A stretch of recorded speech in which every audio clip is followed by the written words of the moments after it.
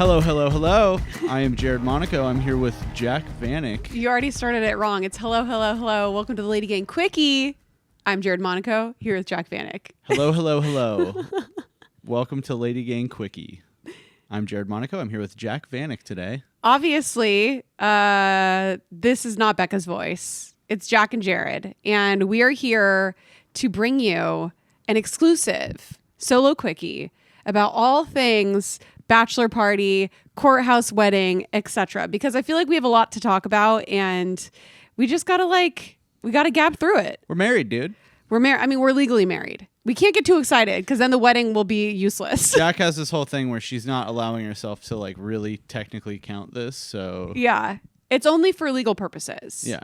So I think we need to start off with the fact that because we obviously just did get legally married, Jared has taken it upon him to call me wife. Like any opportunity, My wife. Any opportunity that you get, probably every 5 minutes, you call me wife. Yeah. Well, I think you have to get used to it. I think it's you go from saying fiance, which was weird too when we had to start saying fiance. Yeah. And it took me a minute to be pretty much by the end of the drive home from Santa Barbara, I was like, I'm good. I got this. You're like, wife sounds perfect. Yeah, now. yeah. But husband is number one, husband is harder to say than wife. It's got 2 syllables. It doesn't flow off the tongue like wife does. So it feels very uncomfortable and unnatural to say husband. Does it? Yeah. Yeah. I think so. It seems that way because you don't say it very often. I've only said it twice. Yeah, it's definitely weird, but here we are. Well, I wanted to start from the beginning. Mm. We have 2 things to recap today. Okay. We have the bachelor party and then we have the courthouse wedding. Okay. So we're going to start with the bachelor party. I'm sure if anybody follows me on social media, I know I'm annoying posting on social media. I know. You don't have to tell me it's cringy, it's whatever. We all know. But if you follow me, you know that we obviously had our bachelor party in Vegas. It was a joint bachelorette party, which, by the way, highly recommend. What did you think of the jointness of the bachelor party? I was nervous going in because I feel like it's it's going to be like how the wedding is when you have 2 families and you get them together. It's we have kind of 2 sets of friends, my friends back in Arizona and my friends just from touring and stuff, and then all of our friends out here, your friends who then became my friends. So, right. I was nervous because you just don't know if you're going to be mixing oil and water or what's going on. And everybody got along great, and it ended up being really awesome. So I mean, we had texts from both groups of our friends being like, "Oh my God, Jared's friends are so awesome," and your friends being like, "Oh, all Jack's friends are so great."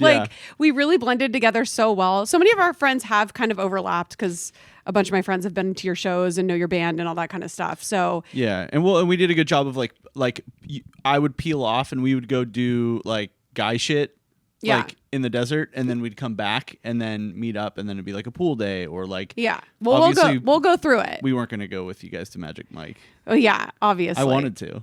Well, it was funny because I was nervous going into it too, because when I posted that we were doing a joint bachelor party, I had so many messages being like, "Bad idea. This is going to crash and burn. Oh, really? It's too much to take on." Well, I remember one DM, I don't remember who it's from. Sorry if you're listening, but she was telling me how it was hers or she went to one, and she was like, the problem was they didn't plan anything really. So it was just kind of once you have that many people and you don't plan anything, shit's going to go awry. Right. Well, you planned a lot. Yeah. And so if it was 2 of me, if I was getting married to myself, nothing would have been planned. You literally only planned something because you felt jealous that I had so many plans. Right. I was like, shit, I have to. Well, because when you said, so when I got really panicky was when you said you were doing Magic Mike. Because I was like, well, I know I'm not going to bring the boys to that. Yeah, obviously. So you're not invited. But I didn't want to do a strip club thing. I just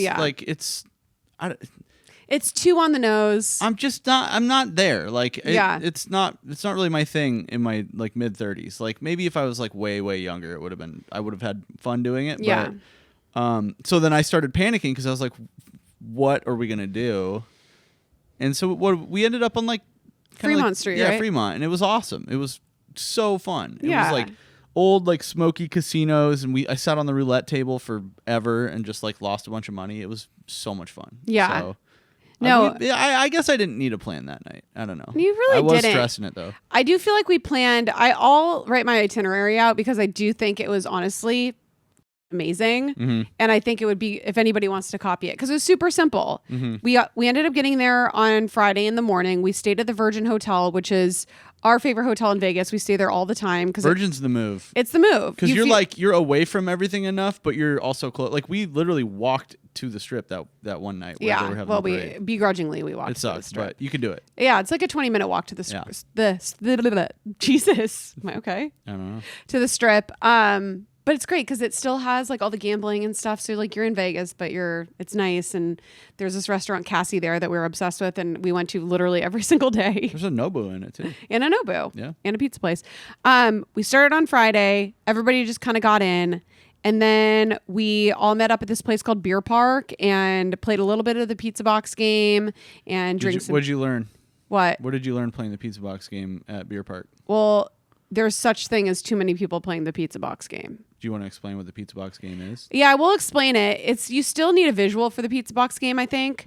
But pizza box game, I've talked about a million times. And I kind of like that it has a little mystery to it. And I get messages all the time that's like, what is this? Why are you guys always so excited playing the pizza box game? So you don't want to explain it? I'll explain it. I'll explain the summary of it. So the pizza box game is you get a pizza box or a big piece of cardboard, or like we were playing with our massive giant cutouts of our head. Oh, yeah. We played on the back of them. Yeah. You need a game board. You need a surface that you can draw on. So you need 3 things: a surface, a coin, and a pen. And basically all you do is you flip a coin. Where the coin lands, you draw a little circle around your name, write your name down. Everybody does that. And then once everybody has their name on the board, then you flip again. And if it lands on an open spot, you write a rule. It's basically playing King's Cup, but like on a board. It's like, it's kind of like Monopoly. Like everyone's got their own little territories all over the board. Yeah. And then but I don't know how in detail you want to get. It's very fun. But what we learned is when you have 24 people, it's nearly impossible. Well, because people have to be somewhat fixated on what you're doing. Yeah, you got to be just fixated. Gonna fall apart. Well, I think that's just like the general lesson that we've learned from a lot of trips that we've done is there is a such thing as too many people, because then it's hard to get anybody to do anything. Yeah. But we did a good job in Vegas. But anyways, we played Pizza Box. Then we went to Magic Mike. It was so much fun. You guys went and gambled on Fremont Street. And that was basically our Friday night. It was pretty easy. It was. My 2 backup options, well, actually, they were before we ended up on Fremont. One was going to see Chris Angel. Which I would have been so jealous if you saw the love of my life, Chris Angel, without me. I've heard from so many people that it's like horrible. The worst show in the world. Oh yeah, so it has horrible reviews. I was like, oh, we're doing that. But you know that I love Chris Angel. Yeah. You know I read his autobiography. I do. And I was obsessed with him. That's your thing. So I was like, so hot.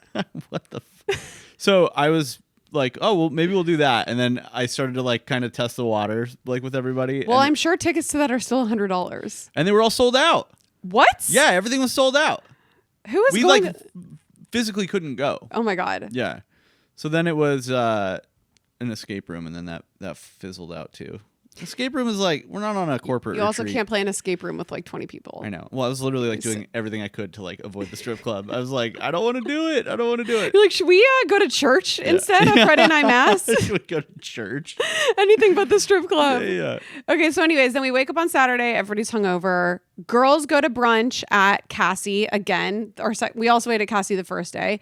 Brunch at Cassie. They hooked us up. They were amazing. And then we all met up, went to the pool, had a little pool day. I had like 500 Aperol spritzes. And then the best part of the trip happened. What? First of all, the Strip of Vegas was closed for the Stanley Cup or something. Yeah, so Vegas won the cup. Yeah, they won the cup. So they closed. They have a big parade for the team in their home city. Yeah. And we didn't know, but it was that night. So. All the streets of Vegas were closed. Yeah. So we had to walk from Virgin Hotel to the Strip, which was fine. It was a walk. We almost got run over by a car. Remember that? You almost got run over. I almost got swiped. You were doing the thing you do where you're just kind of like, I know. La, la, la, la, la, and you're like on the street corner. And I'm like, hey, she's wavering around. We were like 3 feet off the curb, like standing on the asphalt. And I was like, that's a weird place to stand. And then right as soon as I thought that, this car almost got hit by another car and whipped around the corner and like fishtailed and came within like a foot or two of you. Yeah, it was spooky. So don't do that. Stand on the sidewalk. I'll try my best. That's where people stand. Anyways, we were walking to the Taco Bell Cantina, which is where I wanted to get married. I know. I think somebody was getting married when we were there. Yeah. It was awesome. It was great. It was amazing. It was like a long walk, and then you're like, everyone's kind of hot and like tired. Yeah. And then because it was like the whole day before that. Yeah. And then they had those slushies. Yeah, they had a Baja Blast slushie. They had a yard long, 3 feet long Baja Blast slushie that our friend Courtney just was like, I'm getting this. Yeah. It was actually the perfect thing to do because, again, we had like 24 people. We're not going to go sit down to have dinner. No. This was so easy to go and get cheap-ass Taco Bell, carbo load before the rest of the night. Awesome. It was amazing. So we did that, and then we did the best part of the night, karaoke. Oh, God. Now, I was nervous to see how this was going to happen. We went to this place called Camu. They are amazing. You have to go there if you're in Vegas and you love karaoke. They're at the Venetian, and they have all of these private room karaoke. You can get a small room for like 4 people, or you can get our room, which fit 40 people. Their operation was crazy. Like unreal. All the hallways are like these big mirrored hallways, and the room that we were in was so massive. It was huge. And we had 4 mics. We had 4 wireless karaoke mics. Which this is something, because we might want to do karaoke at our wedding. Like the 4 mic is clutch for karaoke. 1 mic is not enough. 1 mic is not enough. If you're with your friends, like in a we're like it's like a front facing karaoke. Yeah, if you're at a karaoke bar, yeah. Only one, because then it gets too crazy. So we started it off again. We had to walk from Taco Bell now to this karaoke place, another 35-minute walk. So by the time we got there, everybody was just like exhausted. You don't think about this on the Strip, but like you can't just like walk. Yeah, like there are places, especially like they're doing some construction where you have to go up and over like the walkway, and then back down, and then over, and then back over. So it ended up taking us like close to an hour to get over to the karaoke spot. Yeah, and then I was stressing out when we got there. I felt bad for making everybody walk. So the vibe started off. It was fine, but Jared thrust me into singing karaoke first, and I was so flustered that I was so uncomfortable. But I'm like, I'm gonna do it anyways, and it was obviously Smash Mouth All Star. Mm-hmm. I think I did okay at best. I was gonna make you do 1 week by Bare Naked Ladies. No. Well, yeah. I mean, that's my goal for our wedding is to memorize all the lyrics to 1 week, but I actually think it's humanly impossible. It's possible because the singer of that band has to do it live. I wonder if he does do it live, though.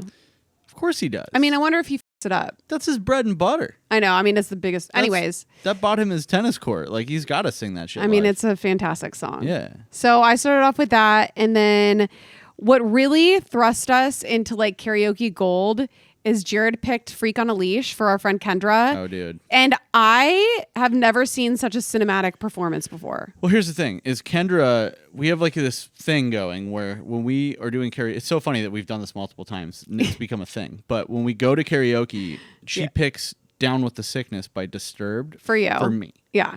And I don't like that. No. Because it's not fun to sing and the bridge is super disturbing. The lyrics are like super dark, bad and dark.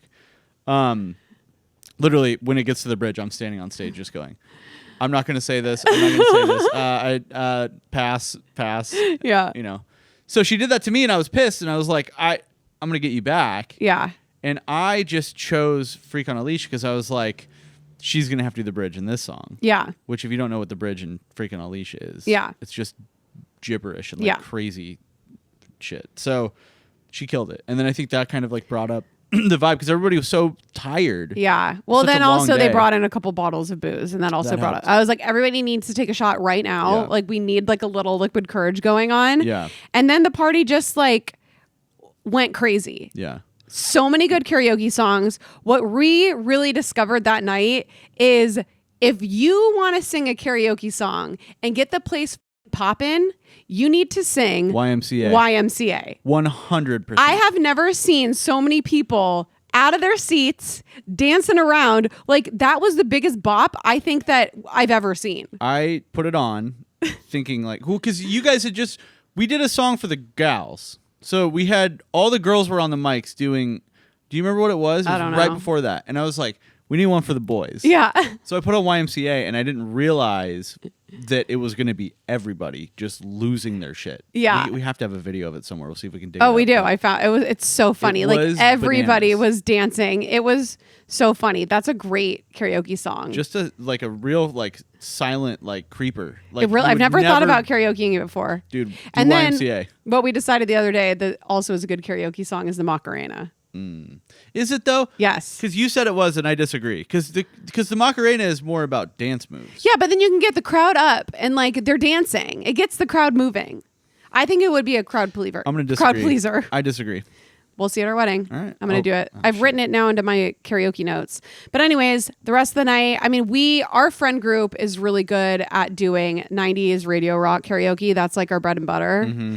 So, which in like a live, like public setting, it's not the best. Yeah. People are like, it's either like you're with Gen Z and they're like, I don't know what it is. They're like, you're doing flagpole sitter? Yeah. They know who Harvey Danger is. So it's yeah. like, and I'm sure a lot of people listening have no idea what we're talking about too. So that was great. And then the last thing that I'll say about karaoke that was amazing is our friend Courtney got up there and sang Black Butterflies and Deja Vu, which is the biggest main song, to everybody in the main. Yeah, we had the whole band in the room, and we have a video of that too. It's so Kennedy, our guitar player, is sitting there, like he's kind of like, I think he's invested, but I think he was like on his phone or something. Yeah. And then it goes to John, our singer, and he's like mouthing the words. No, he's mouthing something else. He's mouthing the wrong lyrics. I'm like, it looks like John doesn't know the lyrics of his own song. It's classic John right there. Because he's not talking to anybody. He's like looking at Courtney singing, but like it's not the right words. Yeah, and then the camera pans over, and it's me, and I'm filming Courtney.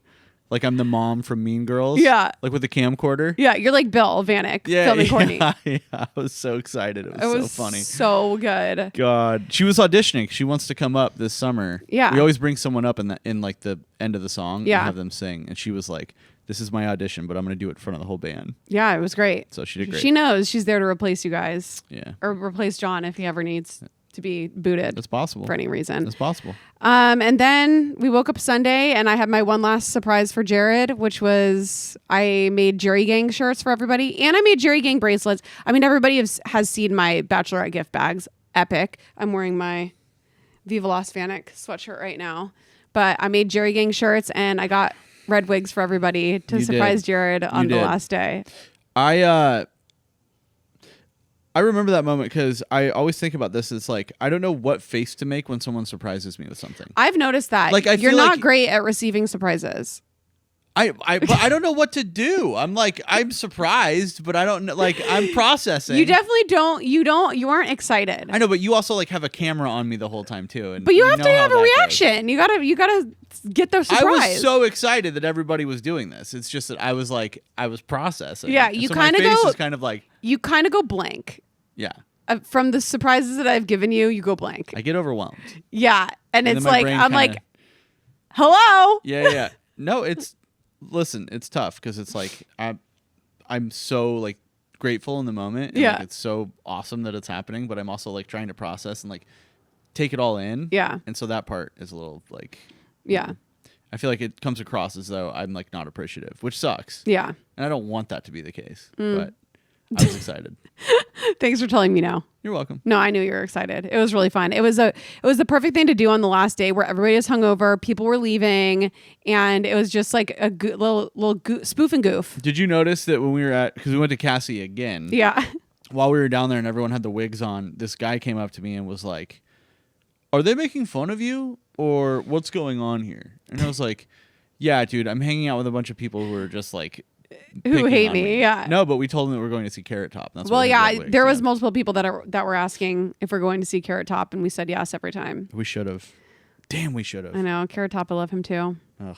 So the second thing that we need to do a little deep dive in and let you guys, know a little bit more about was our courthouse wedding. Santa Barbara.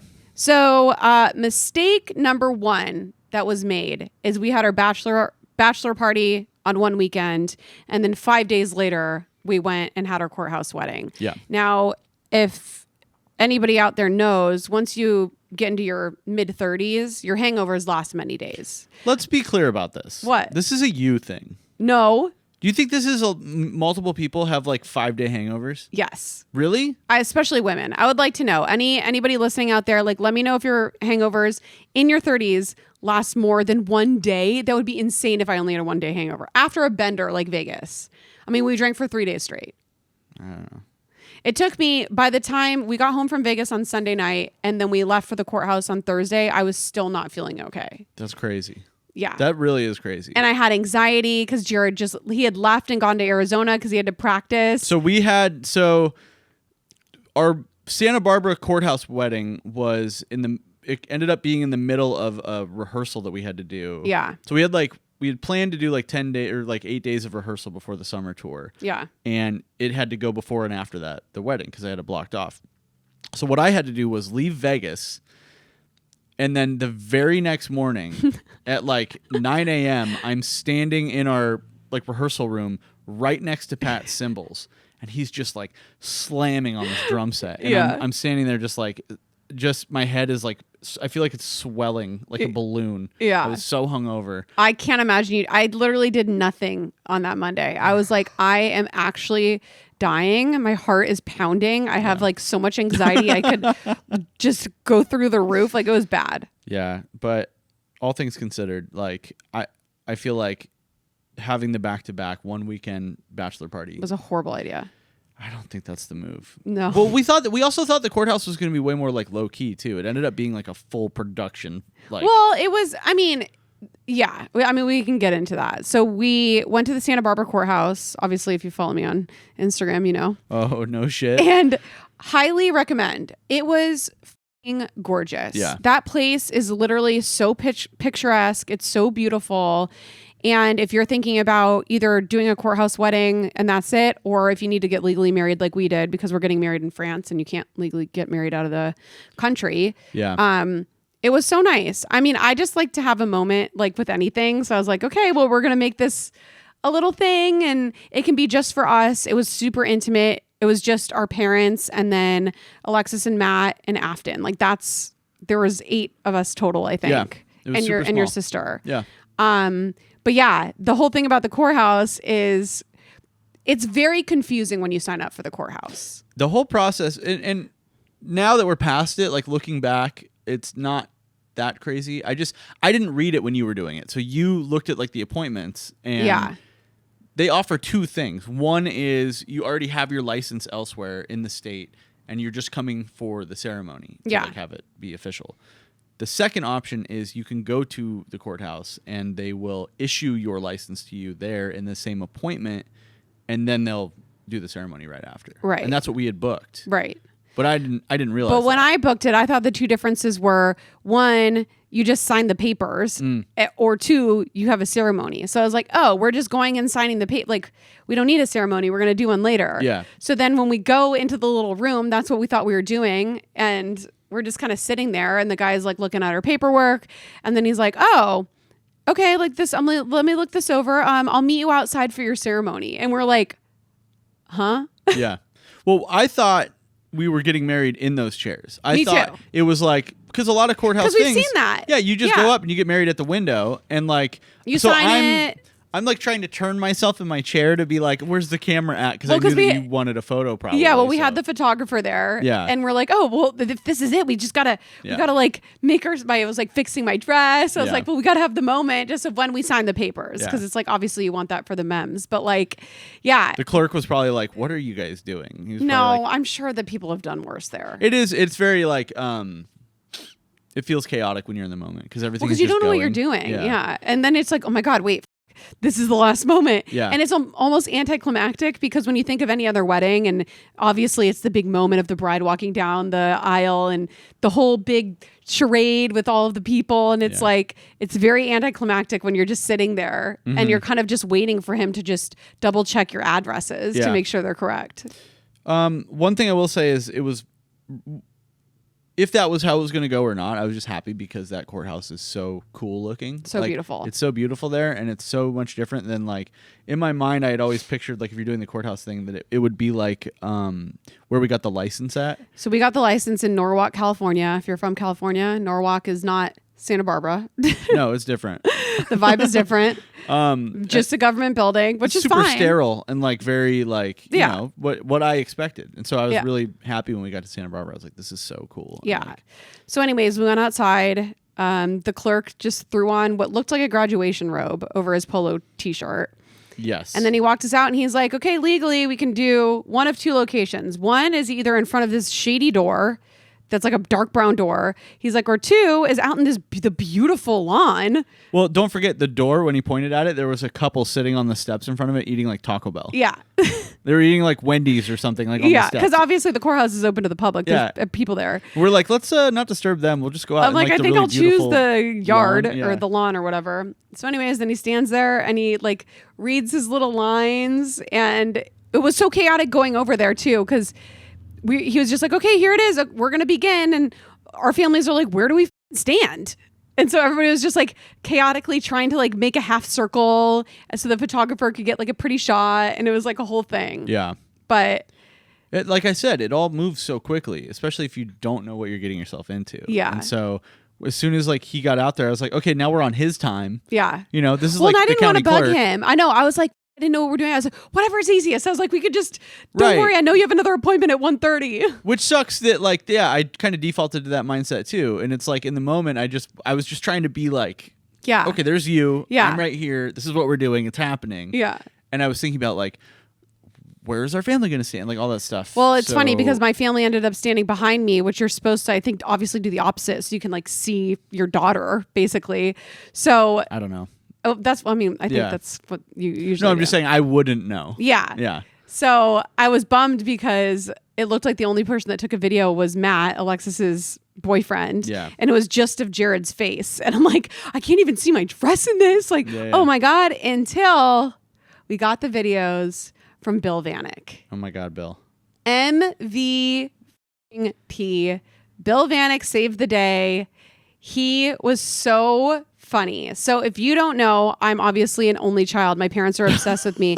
My dad... I'm obviously an only child. My dad has videotaped my entire life, and it was no exception at our wedding. Like, my dad got out of where he was supposed to be standing, got his phone out, and he was literally like up right next to the little clerk guy and ended up getting like the best video. Yeah. And I remember when he was circling the whole thing, in my head, I'm like, Bill, what are you doing? Dude, what is he doing? And you even said it in the thing. You're like, Dad, get out of here. The guy's literally like, dear Jacqueline, do you plan to blah, blah, blah? And I'm like, Dad, get out of the way. Because he was like literally right next. He goes and crosses through the front of everybody and then goes behind and is basically standing next to the clerk. Yeah. And it was just like. But to be fair, had he not done that, we wouldn't have gotten a good video. We wouldn't have gotten anything. Any usable like footage. No, anything. It's I mean, no hate on Matt's video, but it was only from one angle. And your dad literally was like up in the shit. He's it was like, I'm doing a 360. Yeah. I'm going on cinematic. Yeah. Like it literally looked like it was out of a movie. He saved the day, but that doesn't surprise me. Yeah. And then like every other photo or video that we're trying to take, my dad's little head is just bobbling around, getting in front of everything, but still getting like the best pictures ever. Yeah. He's just so cute. That's so funny, dude. He really, and then I think for our wedding, Jared has convinced him to get one of those 360 cams. Those 360 cams are amazing. Yeah. Well, just because I'm thinking if we're going to have the long table at dinner, you just run down the table with it, and it's like such a cool shot. So the 360 cam films 360, obviously. Have you seen the TikToks where the people put them in their mouths? Yeah, and their head looks like a big yeah, ball. and their head looks like a big it's like a giant bulby like alien head. Yeah. But they film both sides of the device, and then whatever, it gets super technical, but it's like this, you can pick whatever angle you want. Yeah, so but we're saying he needs a Bill cam for the wedding. We'll put on a helmet. I know. Put a helmet on your dad with the 360 cam. I mean, he's going to hold it like while they're walking me down the aisle. Oh my God. Which I'm into. I just think it's like he has to just lean into it and embrace the Bill Vanek, like you could tell him, we have an amazing videographer, we have an amazing photographer, and he could not help himself. Yeah. Like he has to go and take all the photos and all the videos that he can. Well, there's no rules. No. He can do whatever he wants. I know. I don't care. I don't care what. That's the thing. It's like when we started planning this wedding in the first place, we were like, we just wanted it to be fun. Yeah. like, yeah, the setting is going to be cool and it's going to be France, but I don't give a shit what people do. Like, just come and have fun. Like, there's no rules. Yeah, we're not stuffy people. No. I mean, I think that's it. That's it. Did we get through all of our, I wanted to do this because we had done an episode after our engagement when it was like fresh off. I was still like mid panic attack, I think. Talk about a panic attack. That lasted like 4 weeks. I know. That anxiety lasted for a long time. But your mom had actually recommended to you after we had like the courthouse. She's like, you guys should start a journal, like write down your feelings. Cause it's like, obviously your memories fade and you really want to remember how you're feeling in the moment. Really good advice. It was really good advice. And then I was thinking about it. I'm like, we should do that. Yeah. And I was like, wait, we have a podcast. Yeah. And what's better than actually talking to each other and having a conversation about such an important part of our life that we can go back and listen to in 10 years. We can make all these people listen to it too. Some people are interested. I'm just kidding. And a lot of people have probably turned this off by now. But that's okay. It's for us. Yeah. This is a selfish episode. It is a selfish episode. No. Well, thanks for following our journey and our little love story. Yeah. Because we're having fun doing it. I'm sure this is the last of the content that you're going to see of it too. So after this, no more content. This is it. Wedding. I think Jack's all done after this episode. We're done posting about it. Yeah, I'm not going to post about the wedding. All right. Well, we are not here for a long time, but we are here for a married time. Married time.